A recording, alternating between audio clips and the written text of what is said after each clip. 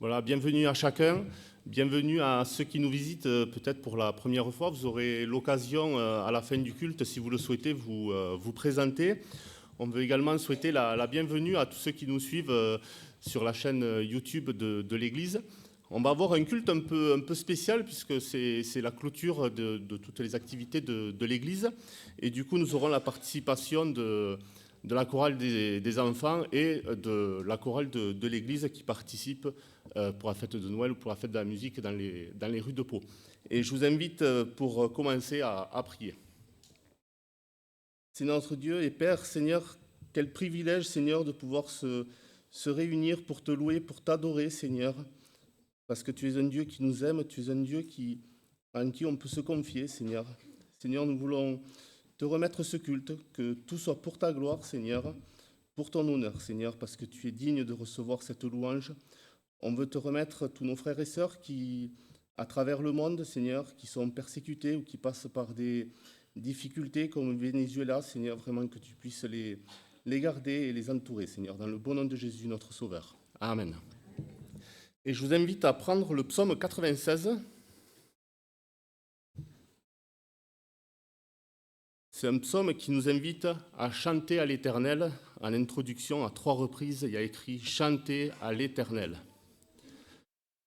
À louer et à adorer notre Dieu, le psaume 96. Chantez à l'Éternel un cantique nouveau.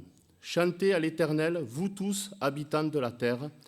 Chantez à l'Éternel, bénissez son nom. Annoncez de jour en jour son salut. Racontez parmi les nations sa gloire. Parmi tous les peuples ses merveilles. Car l'Éternel est grand et très digne de louange. Il est redoutable par-dessus tous les dieux, car tous les dieux des peuples sont des idoles, et l'Éternel a fait les cieux. La splendeur et la magnificence sont devant sa face, la gloire et la majesté sont dans son sanctuaire. Famille des peuples, rendez à l'Éternel gloire et honneur. Rendez à l'Éternel gloire pour son nom, apportez des offrandes et entrez dans ses parvis. Prosternez-vous devant l'Éternel avec des ornements sacrés. Tremblez devant lui, vous tous habitants de la terre. Dites parmi les nations, l'Éternel règne, aussi le monde est ferme, il ne chancelle pas. L'Éternel juge les peuples avec droiture. Que les cieux se réjouissent et que la terre soit dans l'allégresse, que la mer retentisse avec tout ce qu'elle contient. Que la campagne s'égaie avec tout ce qu'elle renferme, que tous les arbres des forêts poussent des cris de joie. Devant l'Éternel, car il vient pour juger la terre. Il jugera le monde avec justice et les peuples devant sa fidélité. Ce psaume nous appelle à proclamer la gloire de notre Dieu, que son règne est éternel, et de proclamer sa majesté, la grandeur de notre Dieu, car il est le créateur de toutes choses. Il est saint, il est puissant. Et je vous invite à chanter ces 2 cantiques pour la durée des temps et majestueux.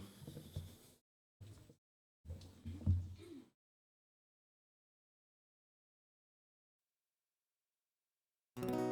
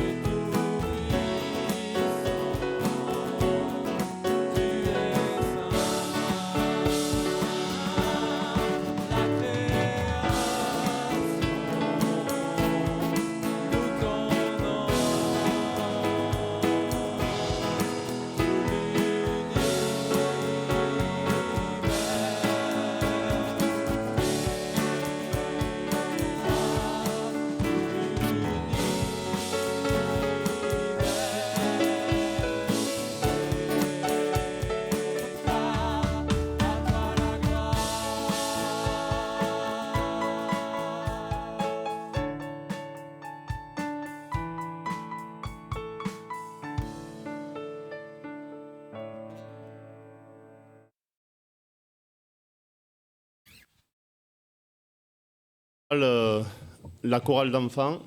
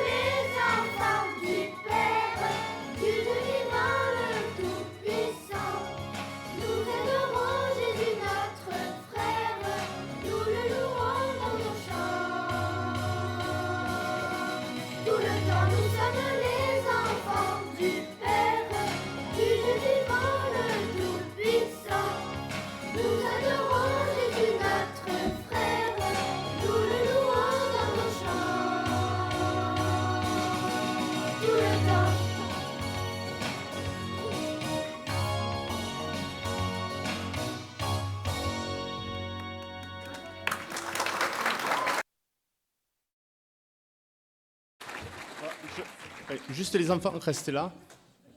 J'appellerai également les moniteurs. On va prier pour eux, pour le travail qu'ils font dimanche après dimanche. Et je demanderai à Benjamin si tu veux bien prier pour les enfants. Ouais. Voilà, je demanderai aux moniteurs également s'ils peuvent venir.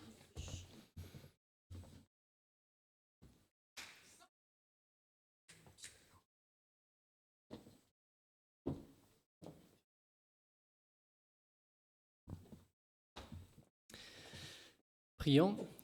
Seigneur notre Dieu, nous voulons te remercier, c'est vrai, pour cette vie d'église que tu nous permets de vivre et pour cette jeunesse, ces enfants que tu nous as confiés, Seigneur. Nous savons combien c'est un cadeau, un don, un trésor merveilleux. Et merci, Seigneur, parce que nous voulons vraiment, comme tu le dis dans ta parole, leur montrer le chemin qui mène à toi, Seigneur, et nous voulons te prier pour que vraiment ces cœurs d'enfants puissent comprendre le message de l'Évangile, parce que nous savons que même en étant enfant, on peut déjà le comprendre, Seigneur. C'est quelque chose à la fois de profond et à la fois de absolument simple, Seigneur.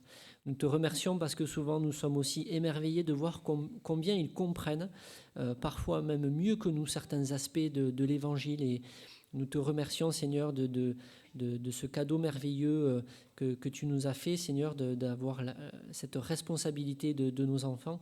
Merci pour tout le travail qui est fait, l'apprentissage. Merci pour les différents responsables qui, dimanche après dimanche, enseignent et cherchent des moyens pour adapter la compréhension du message, l'enseignement, Seigneur, pour qu'il soit bien capté, reçu par les enfants. Et nous te remercions de toute cette année passée, Seigneur, et nous voulons continuer dans cette voie dans les temps à venir, en attendant ton retour glorieux, Seigneur, que vraiment nous ayons ce désir d'enseigner les enfants et qu'ils soient vraiment eux aussi des graines et qu'ils deviennent eux aussi des nouvelles créatures, Seigneur. Nous te les remettons, nous te les confions, ainsi que tous les moniteurs, et nous te disons merci au nom de Jésus-Christ. Amen. Voilà, merci.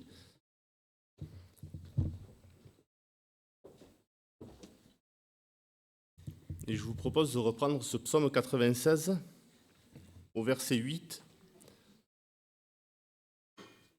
Rendez à l'Éternel gloire pour son nom, apportez des offrandes et entrez dans ses parvis.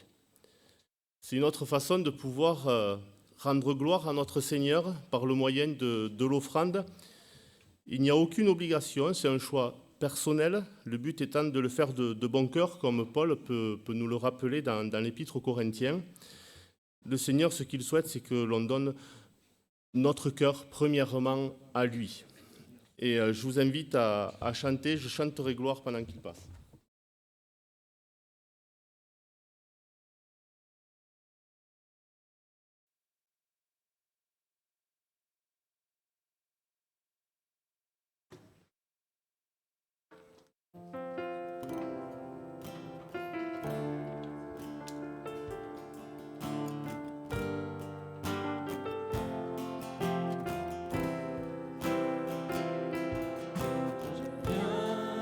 T'offrir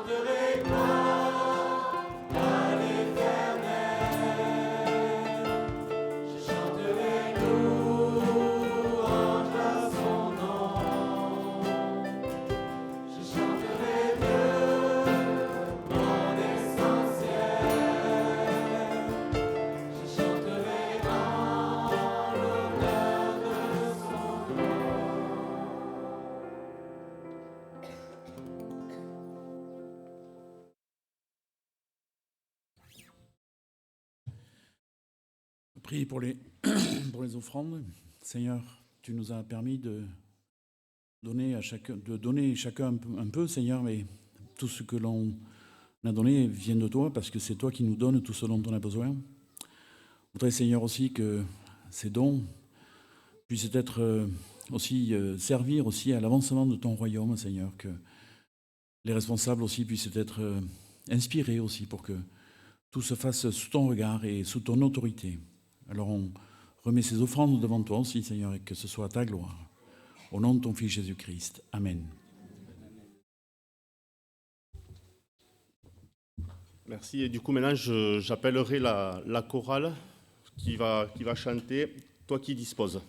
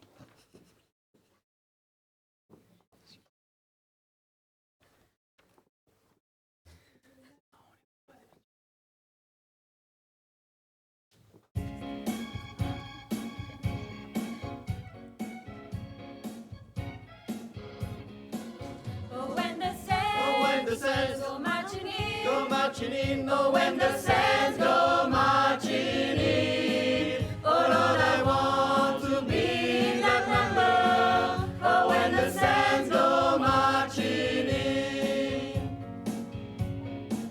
Toi qui disposes de toutes choses et nous les donnes chaque jour. Reçois au Père notre prière de reconnaissance et d'amour.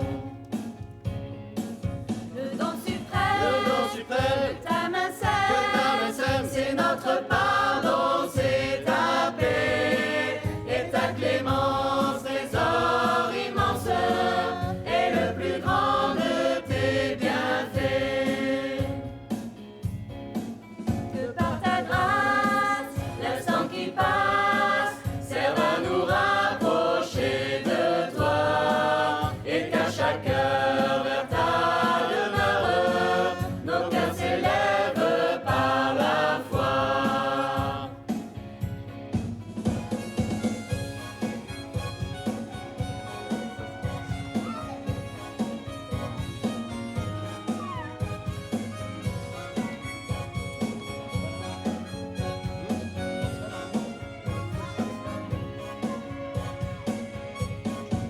Oh, when the sands go marching in, oh, when the sands go marching in. Oh Lord, I want to be in that number. Oh, when the sands go marching in.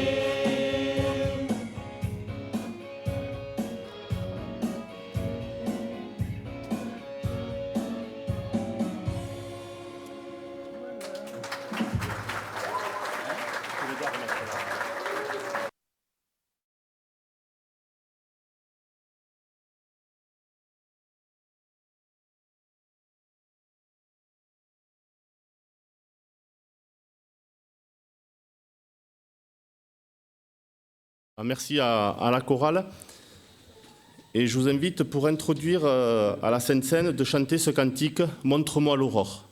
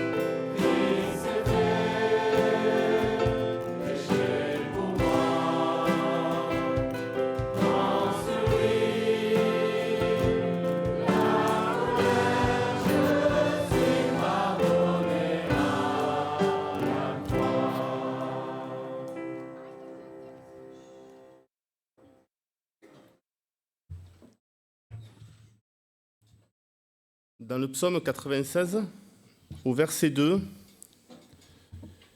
il est dit « Chantez à l'Éternel, bénissez son nom, annoncez de jour en jour son salut ». Ce verset nous invite à annoncer le salut, d'annoncer que Dieu délivre, que Dieu sauve. Et dans Luc, dans l'évangile de Luc, au chapitre 19, verset 10, il est écrit « Car le Fils de l'homme est venu chercher et sauver ce qui était perdu ». On a la raison de pourquoi Jésus est venu. Et dans la première épître à Timothée, au chapitre 1, verset 15, « C'est une parole certaine et entièrement digne d'être reçue que Jésus-Christ est venu dans le monde pour sauver les pécheurs, dont je suis le premier. » Dans ce verset, la raison de la venue de Jésus-Christ, et il offre le salut à tous ceux qui croient, qui le reconnaissent comme le Sauveur. Et en prenant ces symboles, le pain et la coupe, on veut se souvenir, se rappeler de sa venue, de son amour parfait qu'il a manifesté à la croix et du salut qu'il nous offre. Et ces symboles sont réservés à tous ceux et celles qui ont accepté Jésus-Christ dans leur vie et qui en ont témoigné également par les eaux du baptême. Et Paul insiste bien dans l'Épître aux Corinthiens de ne pas prendre ces symboles à la légère, de nous examiner. Et pour faciliter la distribution, je vous demanderai de vous lever et on s'attendra pour prendre ces symboles.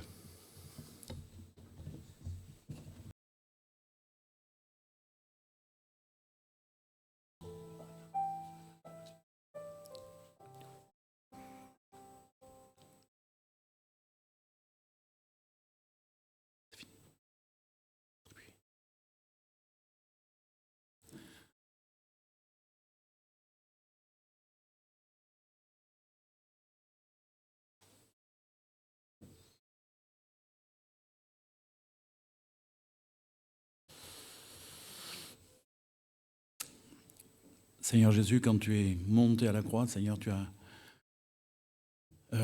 pris ce chemin résolument. Tu as voulu aller jusqu'au bout et tu n'as pas voulu échapper au jugement de ton Père, de celui qui est devenu notre Père. Parce que tu as voulu, en nous regardant, tu as voulu accepter, tu as voulu subir la justice divine, celle qu'on aurait dû recevoir. On n'aurait pas été capable de la supporter. On aurait dû rester éloigné de toi pendant l'éternité. Mais tu savais que toi seul, étais en mesure de subir ce châtiment, subir ce que valaient nos fautes, nos péchés, Seigneur. Et tu as été à la croix, tu as subi aussi ce que les hommes t'ont fait. Tu as à la fois subi la charge, l'humiliation de ce qu'on t'a fait. On t'a cloué à la croix, on t'a blessé, on t'a flagellé, Seigneur. On l'a chanté.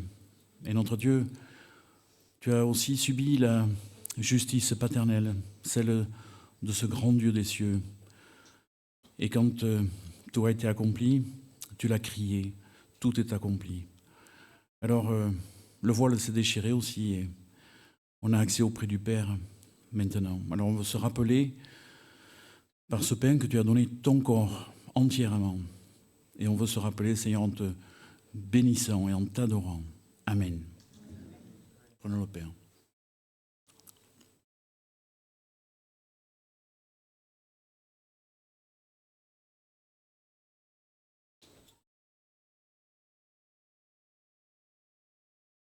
Seigneur Jésus, on veut aussi, avant de prendre cet élément, le vin qui symbolise ton sang, qui symbolise cette vie ta vie que tu as donnée.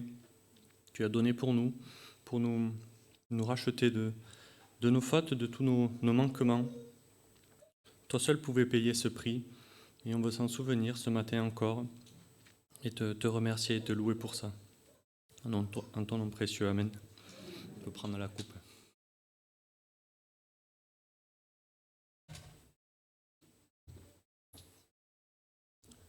Pendant qu'il ramasse les coupes, je vous invite à vous lever et nous chanterons « Viens m'apprendre à t'aimer ».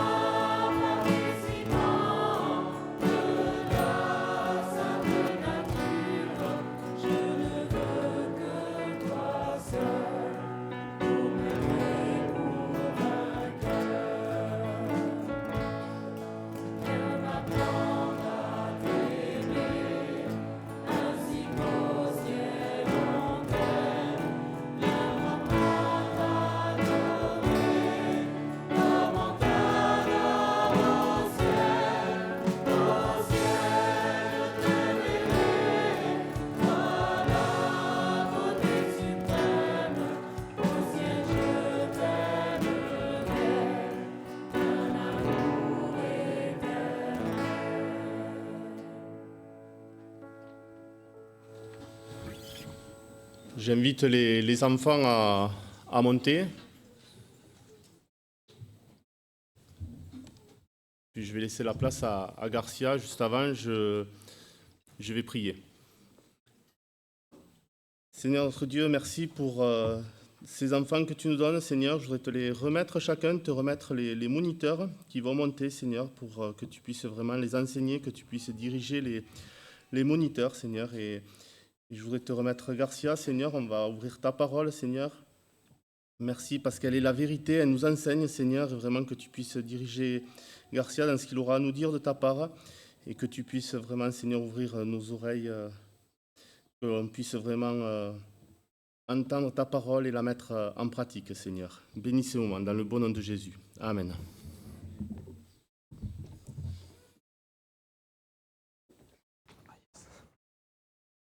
C'est bon? C'est bon. Bonjour à tous. Bonjour à tous. Donc, je vais commencer avec une question pour nous tous. Peut-être c'est le cas de certains. Est-ce que vous êtes déjà passé par un moment de sécheresse spirituelle, de crise dans la foi ou dans votre relation avec Dieu?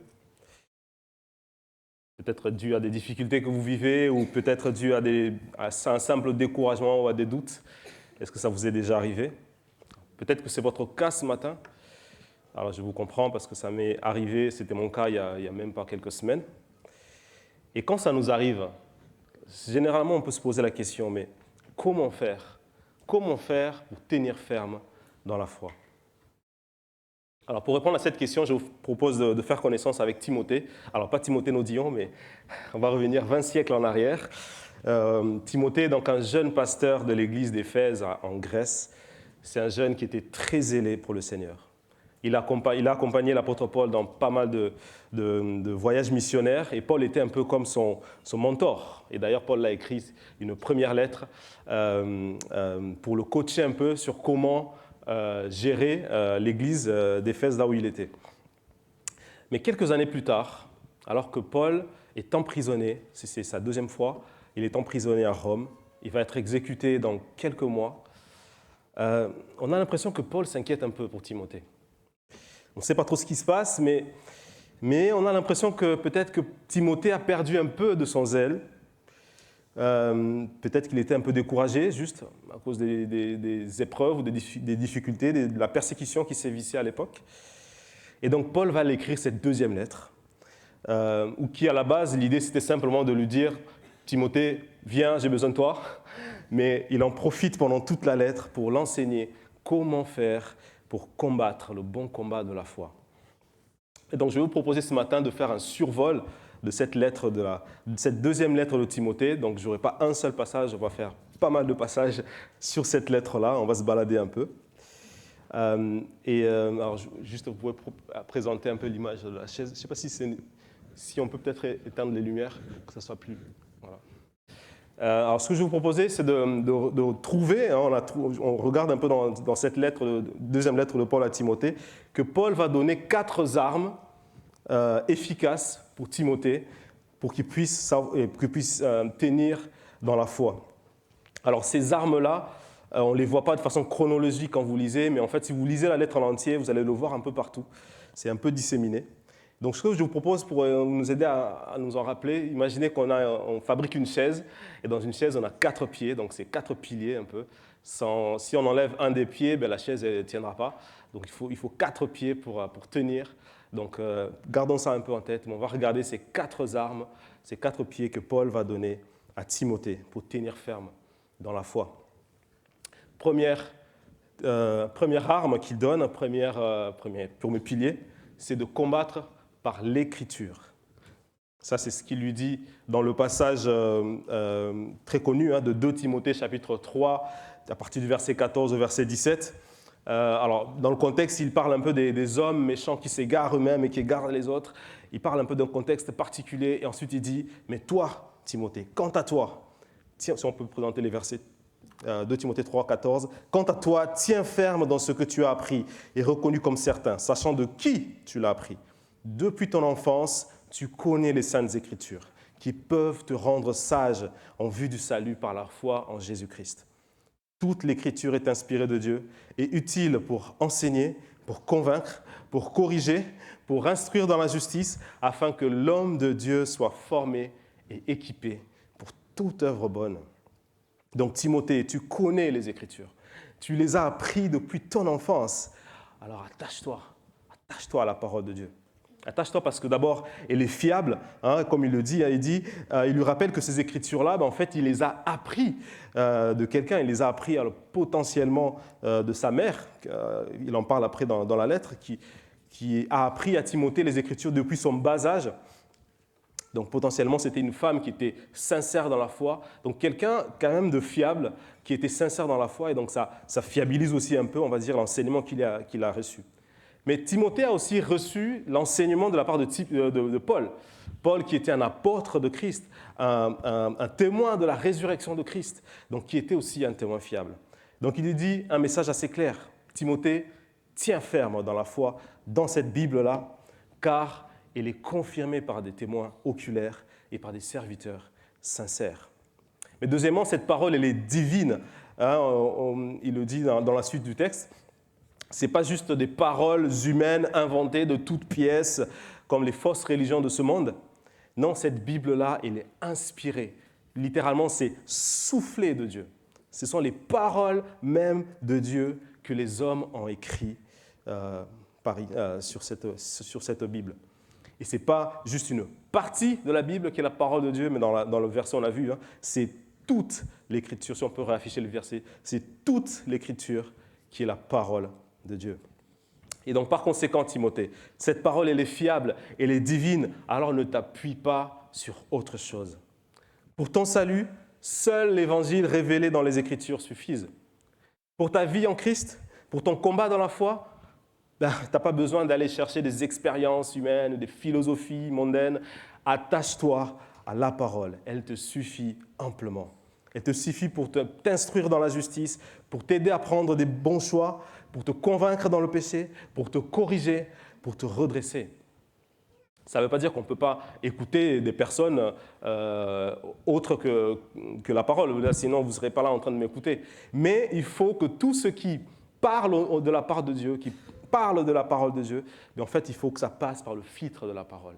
Si ce qu'ils disent n'est pas dans la parole, alors on ne doit pas les écouter. La parole est l'autorité suprême et nous devons nous y attacher.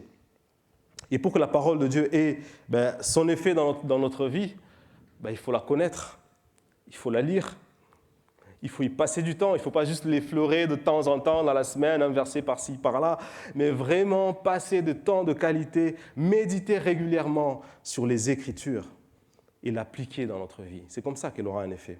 Et d'ailleurs, dans le verset 17, il nous dit quel est le fait que donne la parole de Dieu. Si on peut rafficher le verset 17, c'est que si on s'attache à la parole, elle aura un effet bénéfique sur nous. Il dit que la parole fait de nous des hommes de Dieu ou des femmes de Dieu formés ou accomplis, c'est-à-dire en bonne santé spirituelle, si on s'attache à la parole. Mais si on s'attache à la parole, elle va aussi avoir un effet bénéfique pour les autres. Et, elle dit que cette parole nous équipera pour toute bonne œuvre, pour servir le Seigneur, afin que d'autres personnes puissent bénéficier de la bonté de la parole de Dieu. Et c'est pour ça que dans la suite du verset, dans la suite du texte, dans 2 Timothée chapitre 4, il va dire, ok, mais tu as vu cette parole, elle est fiable, elle est inspirée, elle bénit les autres. Alors Timothée, prêche la parole, insiste en toute occasion, qu'elle soit favorable ou non, réfute, reprend, encourage. Fais tout cela avec une pleine patience et un entier souci d'instruire. En effet, un temps viendra où les hommes ne supporteront pas la saine doctrine.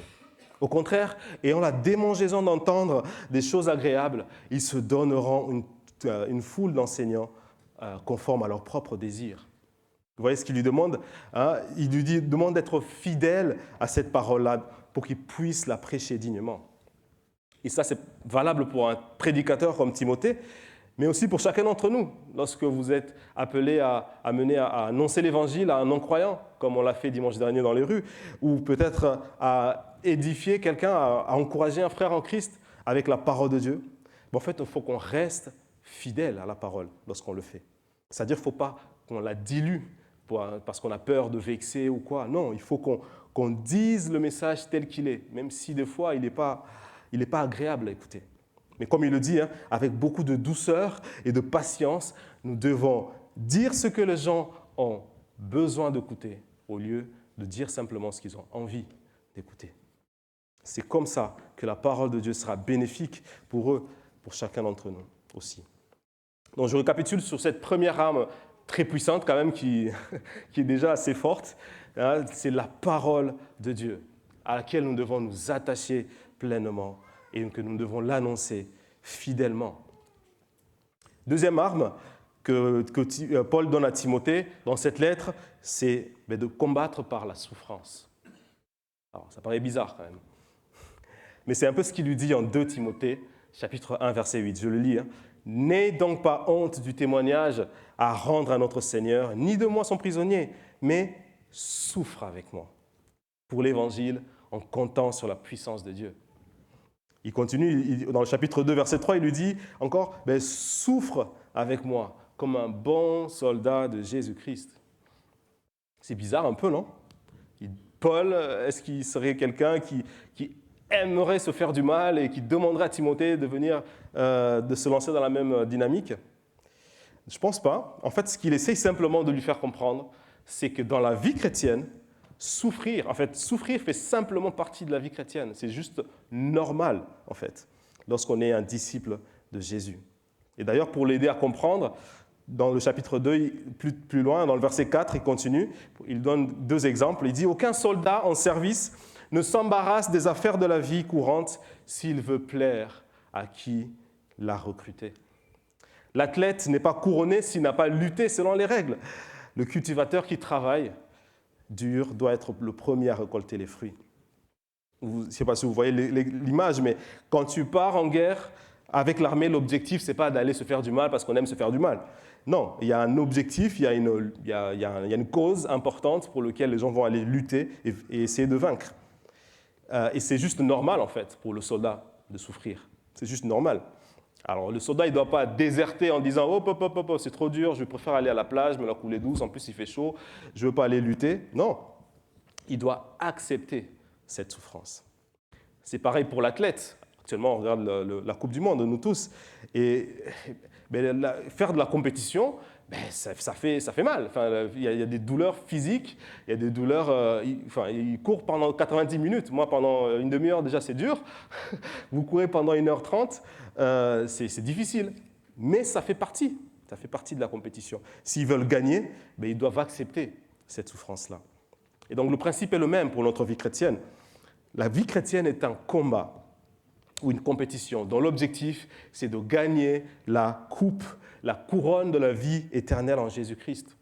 Mais pour y arriver, il va falloir accepter de souffrir, de lutter, voire même d'être persécuté. Et c'est ce qu'il dit au chapitre 3, verset 12 de 2 Timothée toujours. Il dit « Du reste, tous ceux qui veulent vivre avec piété en Jésus-Christ seront persécutés. »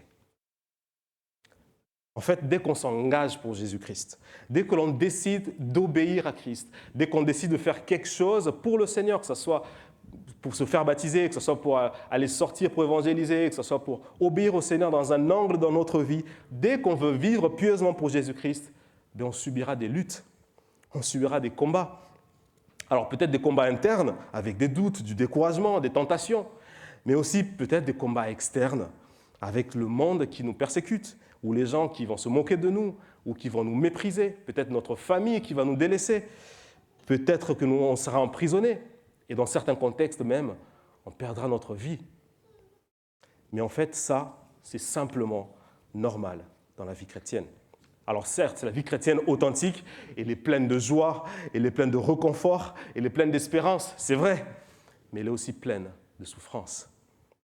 Et c'est pour ça que Jésus appelle notre vie chrétienne un chemin étroit. On le voit dans Matthieu chapitre 7, au verset 13 à 14. Jésus va dire « Entrez par la porte étroite. En effet, large est la porte, spacieux est le chemin qui mène à la perdition. Et il y en a beaucoup qui entrent par là. Mais étroite est la porte, resserré est le chemin qui mène à la vie, et il y en a peu qui la trouvent. » Vous voyez, donc le chemin étroit, il est resserré, il est plein de souffrances et de combats dû au fait simplement qu'on veut vivre pour Christ et que le diable n'est pas content. On est de l'autre camp, on est dans l'autre camp. Et donc on va subir des combats. Mais c'est ce chemin-là qui mène à la vie éternelle. Et de l'autre côté, il y a le chemin large. Ceux qui préfèrent se la couler douce, ceux qui préfèrent vivre sans vraiment s'engager pour Christ, ou se dire chrétien, mais sans vraiment suivre Jésus ni obéir à sa parole. Pour ceux-là, le chemin, il est large, mais il mène à la perdition. Il mène à l'enfer éternel. Et ma question pour toi ce matin, quel chemin vas-tu choisir? Est-ce que tu prends le chemin étroit ou est-ce que tu prendras le chemin large? Le conseil de Jésus, le conseil de Paul, c'est choisis le chemin étroit. Choisis la souffrance parce qu'elle mène à la vie. Alors peut-être que tu es déjà dans le chemin étroit. Et justement, parce que tu es dans le chemin étroit, c'est dur. C'est vraiment dur. Et si peut-être tu es tenté de te retracter ou d'arrêter de t'engager pour le Seigneur vraiment, alors tu n'es pas seul. Parce que peut-être, c'est pas sûr, mais peut-être que Timothée, il vivait aussi la même chose. Et c'est pour ça que Paul va l'encourager avec ce texte que l'on connaît bien, 2 Timothée chapitre 1, versets 6 à 8. Il dit, c'est pourquoi, Timothée, je te le rappelle, ranime la flamme du don de Dieu que tu as reçu lorsque j'ai posé les mains sur toi. En effet, ce n'est pas un esprit de timidité ou de lâcheté que Dieu nous a donné, mais c'est un esprit de force, d'amour et de sagesse. N'aie donc pas honte du témoignage à rendre à notre Seigneur, ni de moi son prisonnier, mais souffre. Souffre avec moi pour l'Évangile, en comptant sur la puissance de Dieu. Ce message est pour Timothée, mais aussi pour nous tous. Tu as reçu des dons de la part du Seigneur, alors ranime-le. Dans le grec, le verbe est vraiment il y a un contexte un peu de le faire régulièrement. Ranime-le, continue à ranimer ce don de la foi que tu as reçu. Mets-toi à l'œuvre pour le Seigneur. Vis pieusement pour Jésus-Christ. Prends position pour Christ, même si tout le monde autour est contre toi ou est hostile. Mets-toi au service du Seigneur, même si cela implique de souffrir, car la récompense est grande. Donc je récapitule un peu sur cette deuxième arme qu'on a vue. Cette arme puissante pour notre bon combat dans la foi, c'est de rester intègre dans le Seigneur, de le servir avec zèle et de supporter la souffrance associée à cela. On a une troisième arme, un troisième pied de notre chaise. Je l'appelle la consécration. Combattre par la consécration. Alors ça, on le voit dans le chapitre 2, dans un passage assez long, du verset 14 au verset 23. Et dans le contexte de ce passage-là, il y avait 2 faux prophètes à l'époque qui propageaient des faux messages, des hérésies. Alors, c'était donc, on voit dans le chapitre 2, verset 17 à 18, c'était Hyménée et Philette. Qu'est-ce qu'ils racontaient? Verset 18, ils se sont détournés de la vérité en affirmant que la résurrection était déjà arrivée. Et donc, ils ébranlaient la foi de certains. Donc, ces faux prophètes enseignaient dans les églises que comme on est déjà ressuscité avec Christ, il n'y aura plus de résurrection physique. Il n'y a pas vraiment de vie après la mort. Ça ressemble un peu à ce que Paul a combattu en 1 Corinthiens 15.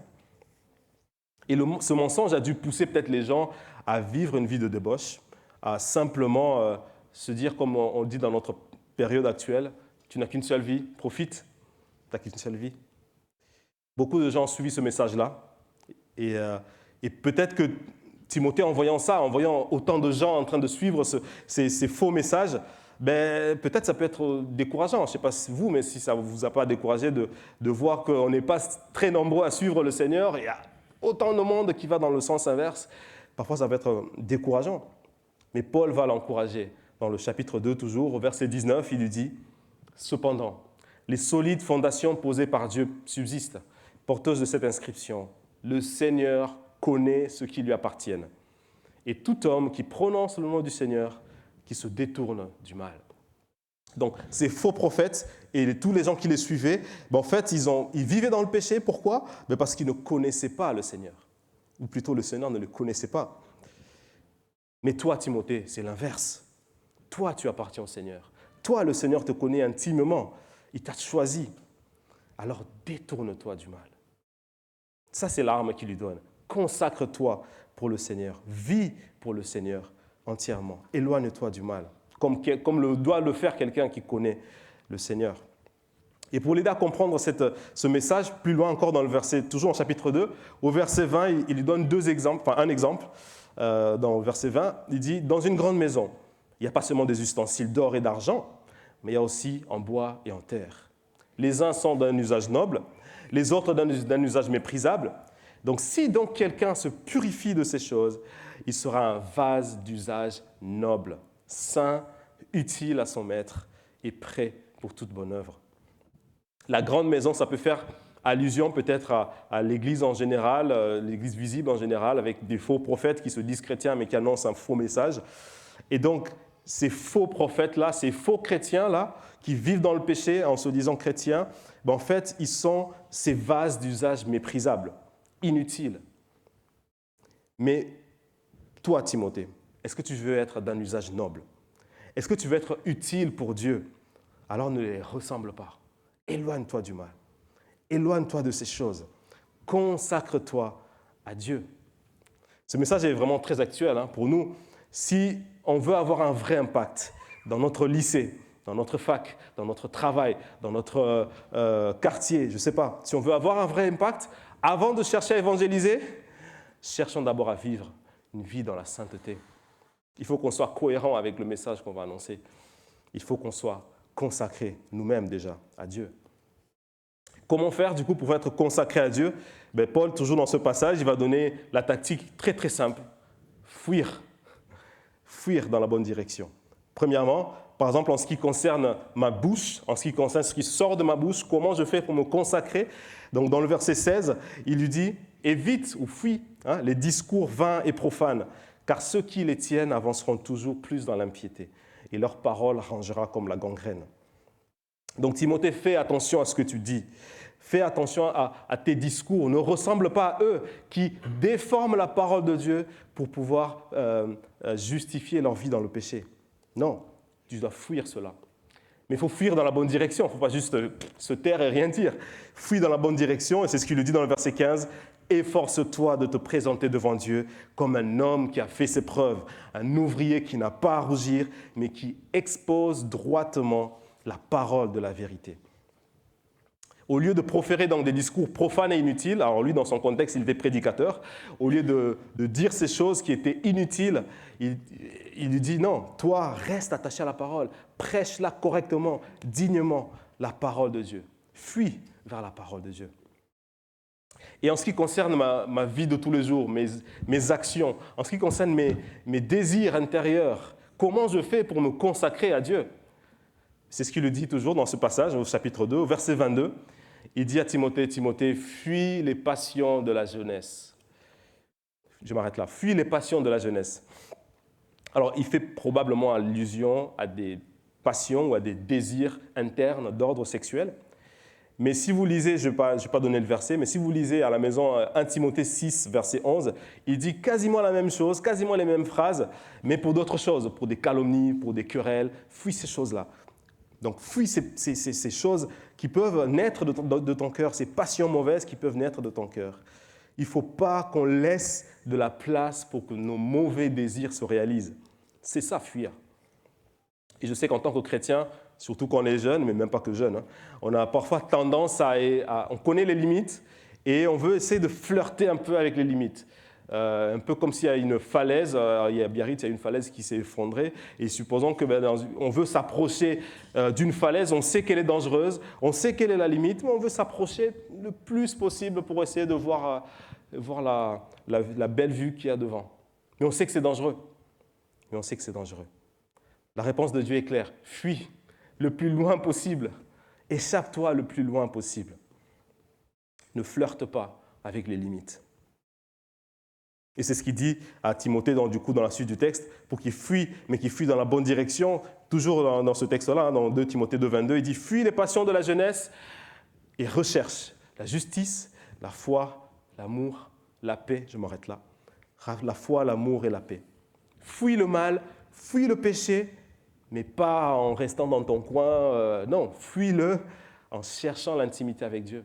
Cherche Dieu. Dans une vie de justice, dans une vie de foi, dans une vie où tu trouveras en Dieu l'amour et la paix, fuis vers Dieu. Ne flirte pas avec le péché, mais fuis vers Dieu. Donc si je récapitule cette troisième arme qu'on a vue pour tenir ferme dans la foi, c'est de se consacrer à Dieu. Même si c'est dur, On doit se consacrer à Dieu, s'éloigner du mal, remplir notre bouche de la parole de Dieu et développer notre intimité avec Dieu. Mais j'ai une dernière arme que j'ai vue dans cette lettre. Je l'ai appelée « combattre par les autres ». En fait, on le voit, c'est juste dans le texte qu'on vient de lire tout à l'heure, que j'ai dû m'arrêter un peu avant, mais si on le relit dans 2 Timothée 2, 22, il dit « Fuis les passions de la jeunesse et recherche la justice, la foi, l'amour, la paix, pas seul, mais avec ceux qui font appel au Seigneur d'un cœur pur, ceux qui invoquent le Seigneur d'un cœur pur. » Avec, le terme traduit par « avec », c'est « méta ». C'est vraiment l'idée de faire quelque chose en compagnie de quelqu'un, presque cheminer avec quelqu'un.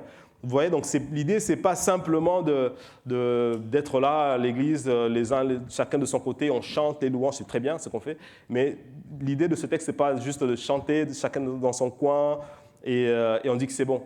Mais l'idée, c'est vraiment d'établir des vraies relations avec des frères en Christ, avec qui on chemine ensemble. On va chercher Dieu ensemble. Peut-être une question pour nous. Qui sont tes meilleurs amis? Qui sont les gens avec qui tu partages les moments les plus forts de ta vie, les moments les plus profonds? À qui fais-tu appel dans les moments les plus difficiles même de ta vie? Est-ce que tu fais appel à des gens du monde? Ou est-ce que tu fais appel à des gens qui invoquent le Seigneur d'un cœur pur? Je ne dis pas qu'il faut qu'on s'enferme comme une secte, là, qu'on n'ait pas d'amis dans le monde ou qu'on parle qu'entre nous. Non, d'ailleurs, c'est tout l'inverse. La Bible nous demande d'aller dans le monde, de côtoyer les gens dans le monde, d'avoir des amis dans le monde pour briller, pour leur faire du bien. Mais en même temps, Dieu nous demande de remplir notre entourage proche des frères et sœurs en Christ qui vont nous tirer vers le haut. Par exemple, pensez à Jésus. Jésus, il avait des amis dans le monde.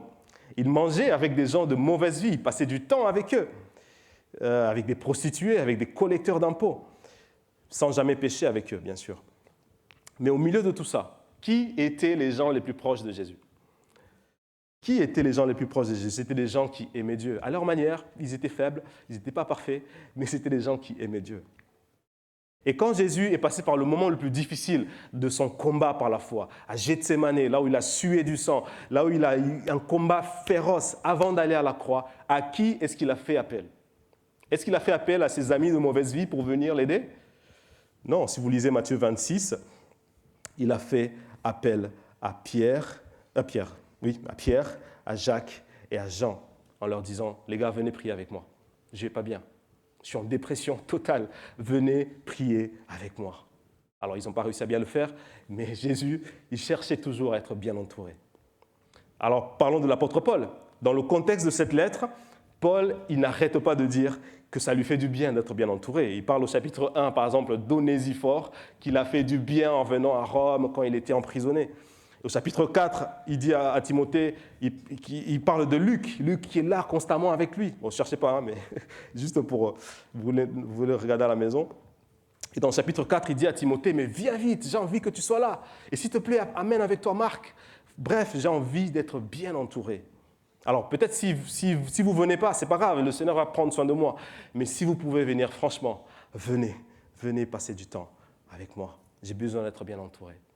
Et donc, c'est cette attitude qu'il propose à Timothée d'avoir aussi. Si tu veux tenir ferme, Timothée, dans ta foi, il faut que tu t'entoures des frères et sœurs qui vont te tirer vers le haut. Et nous, alors? Est-ce qu'on estime qu'on n'en a pas besoin? Si on pense qu'on n'a vraiment pas besoin de la communion fraternelle et d'être bien entouré par les uns et les autres, alors soit on est plus fort que l'apôtre Paul et Jésus, ce qui est déjà très fort, soit c'est simplement l'orgueil et l'amour du monde qui a pris de la place dans notre cœur. Non, on a besoin d'être bien entouré. Et en pratique, comment faire pour bien s'entourer et bien chercher Dieu ensemble? Je donne quelques exemples. Par exemple, avec des frères et sœurs en Christ avec qui nous sommes proches, nous pouvons chercher vraiment à être plus intentionnels dans nos discussions, à ne pas être juste superficiels, à parler de la pluie et du beau temps, mais vraiment à s'encourager mutuellement dans la parole de Dieu. Dans l'Église, on est nombreux à avoir pris l'habitude un peu de se mettre en binôme et choisir une personne dans l'Église avec qui on s'appelle régulièrement pour prier, pour partager nos fardeaux, nos soucis, pour s'encourager dans la parole. Bref, c'est vraiment quelque chose qui est bénéfique pour nous aider à chercher Dieu ensemble. Et si tu as du mal peut-être à avoir des amis chrétiens autour de toi, des vraies relations fortes, peut-être un principe simple peut s'appliquer. Essaie d'être présent dans la vie d'église. C'est très simple. Par exemple, je ne sais pas, après le culte, ne pars pas en courant, mais essaie peut-être de discuter avec une personne pendant 2 minutes. Ou si ce n'est pas possible, peut-être au prochain culte, essaie de venir un peu plus tôt, peut-être pour parler avec une personne ou deux, juste pour prendre des nouvelles, apprendre à connaître. Et sinon, essaie de venir peut-être aux réunions de mardi soir.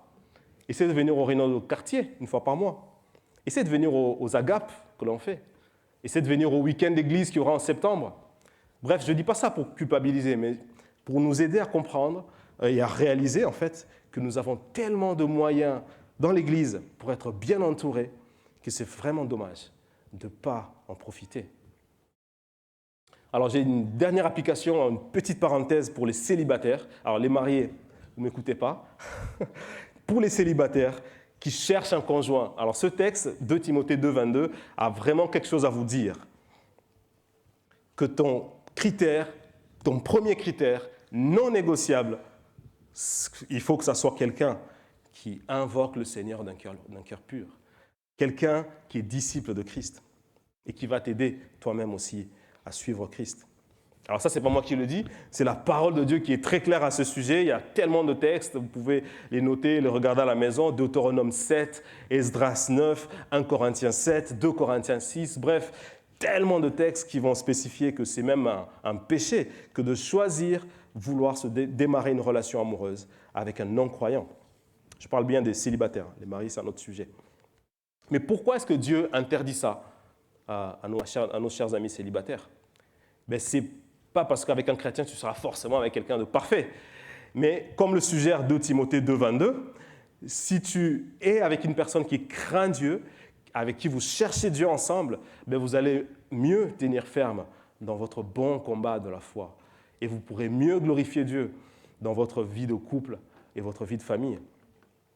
Je m'arrête là pour les applications, mais vous aurez compris cette arme puissante que Paul va donner à Timothée. Entoure-toi des frères et sœurs qui vont te tirer vers le haut.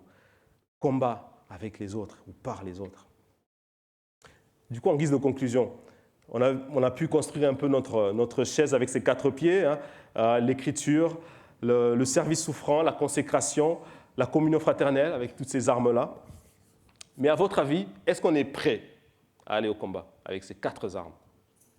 Question bizarre. Tu peux présenter l'image, s'il te plaît? En fait, voici ce qu'on a construit. On a mis 4 pieds, mais en fait, la chaise, elle ne sert à rien. Elle ne sert à rien, pourquoi? Parce qu'il manque quelque chose. Il manque un siège. Alors, si tu peux mettre l'autre image, en fait, ce qu'il nous faut, c'est ça, de l'autre côté, là. Il faut un siège qui relie les quatre pieds, sinon ils vont servir à rien. C'est un peu ce que fait Timothée Paul, il fait dans cette lettre à Timothée.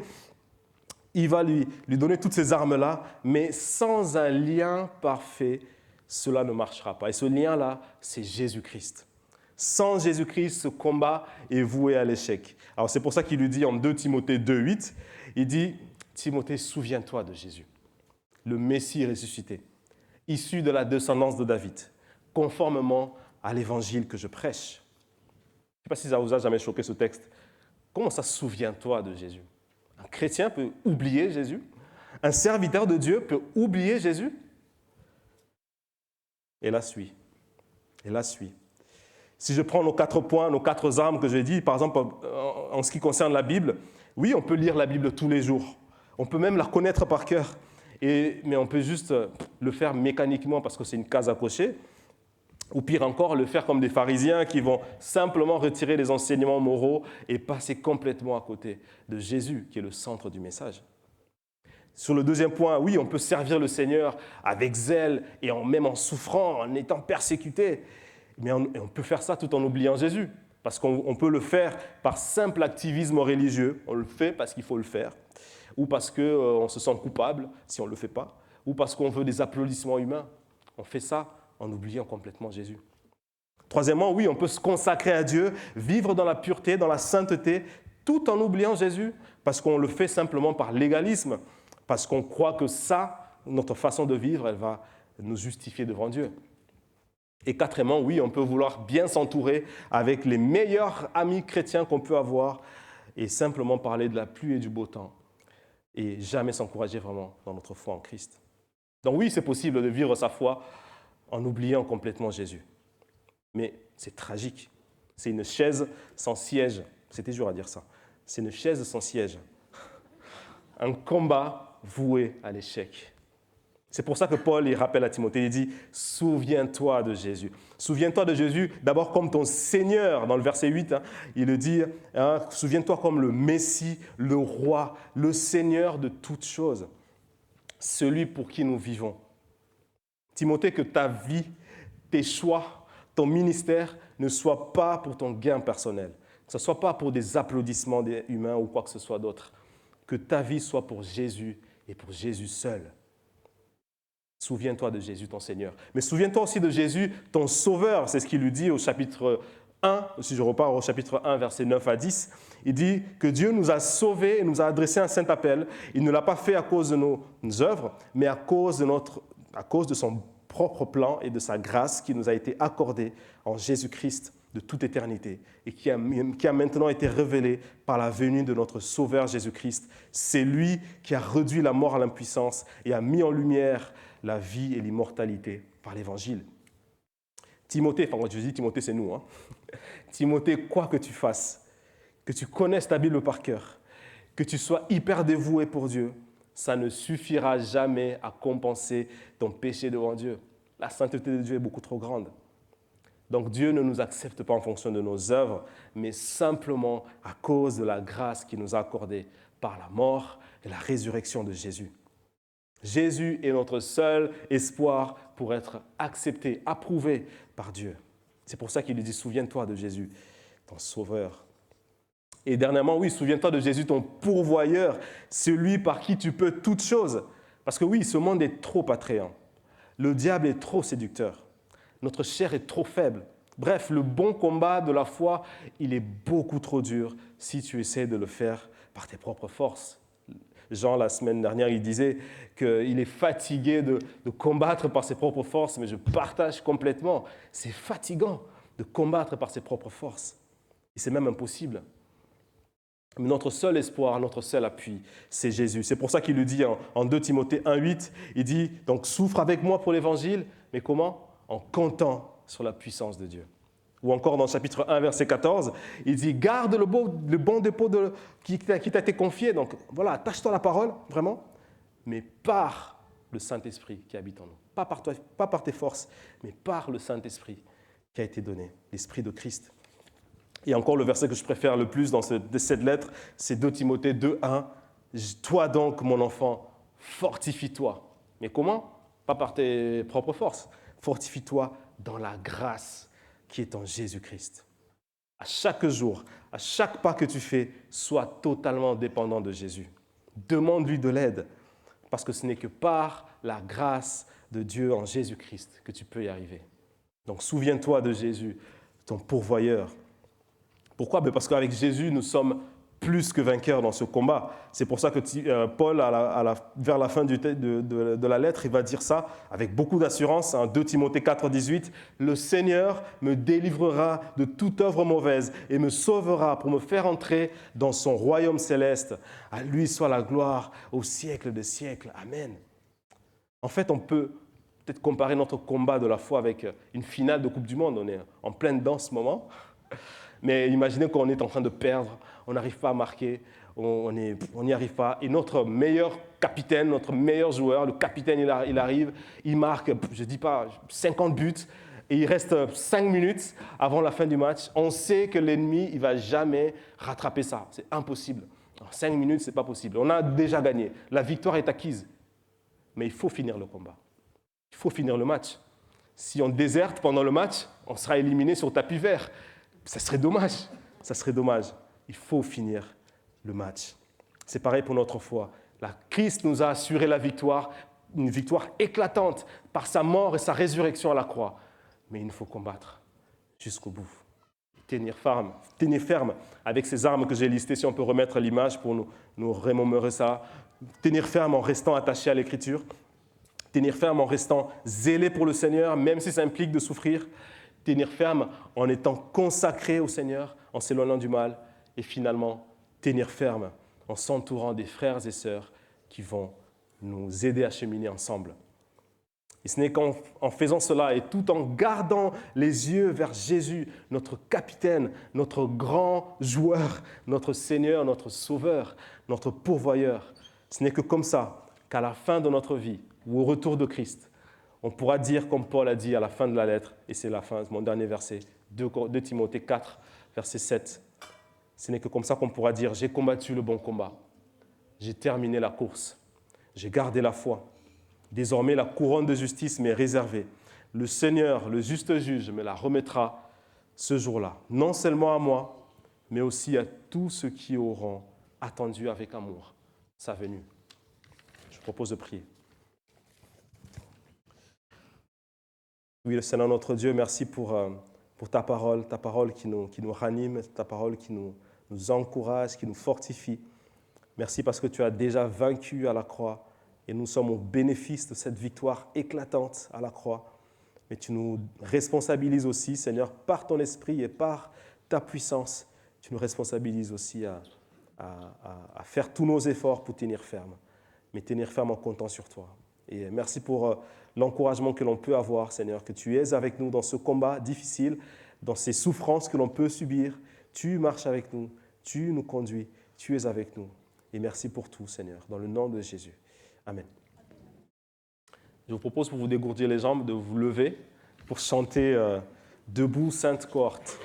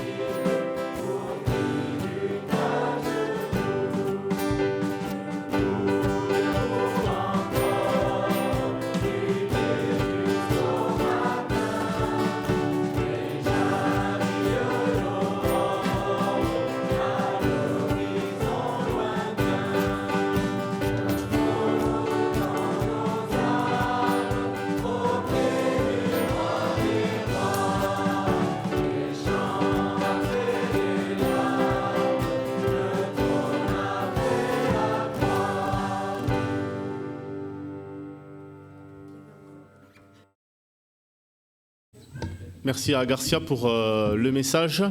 Nous arrivons à la fin du culte. On vous souhaite une bonne semaine à ceux qui nous suivent sur la chaîne YouTube. Et puis pour les